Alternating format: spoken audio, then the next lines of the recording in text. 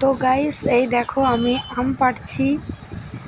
আজকে ভাবলাম একটু দোকান থেকে তাড়াতাড়ি চলে এসেছি, তো ভাবলাম যে একটু আম মাখা খাবো, যার জন্য আমি দেখো লাফিয়ে লাফিয়ে আম পাড়ছি।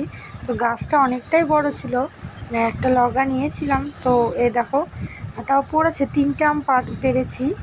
তো একটা আম ফেটে গেছিলো আর 2টো আম ভালোই ছিল। তো সেই 3টে আম দিয়েই আম মাখা করবো। চলো পুরো ভিডিওটা দেখতে থাকো তোমরা। এই দেখো আমগুলো বাড়িতে নিয়ে চলে এসে ধুয়েছি। ধুয়ে যে আমি কাটতে বসে পড়েছি, তো আমার বড় যা ভিডিওটা করে দিচ্ছিল। তো দেখো দিদি ফোনটা ধরেছে আর আমি কাটছি, তো ভিডিওটা পুরো দেখতে থাকো।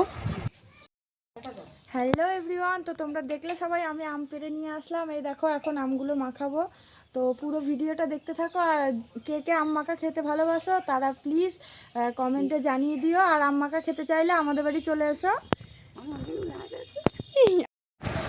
এই দেখো এবার আমগুলো আমি ঘষনি দিয়ে ঘষে নিচ্ছি, তো যাতে আমটার রসটা পুরো বেরিয়ে যাবে, টকটকটা বেশ ভালো লাগবে। তো আর আমার বড় বাড়িতে চলে এসছে, এসে বলছে তুমি এত তাড়াতাড়ি দোকান বন্ধ করে দিলে। আমি বললাম হ্যাঁ, আজকে একটু ভাবলাম আম মাখা খাবো, তাই আম পাড়তে গেছিলাম। দিয়ে বলছে কোথায় গেলে? বলছি পাড়ায়। বলছে পাড়ায় আম পাড়তে গেছো? এই দেখো আম, কাঁচা লঙ্কা এগুলো আমার কোরানো হয়ে গেছে। এর মধ্যে একটু লবণ দিয়ে দিলাম, চিনি দিয়ে দিলাম, আর এরপরে দেবো হচ্ছে কাসুন। আম মাখাতে যেটা মেন, কাসুন ছাড়া আম মাখা ভালোই লাগে না।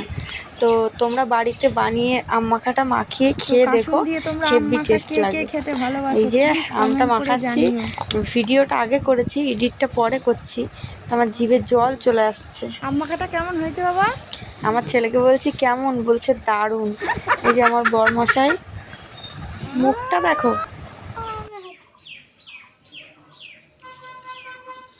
আম মাখাটা হেভি হয়েছে।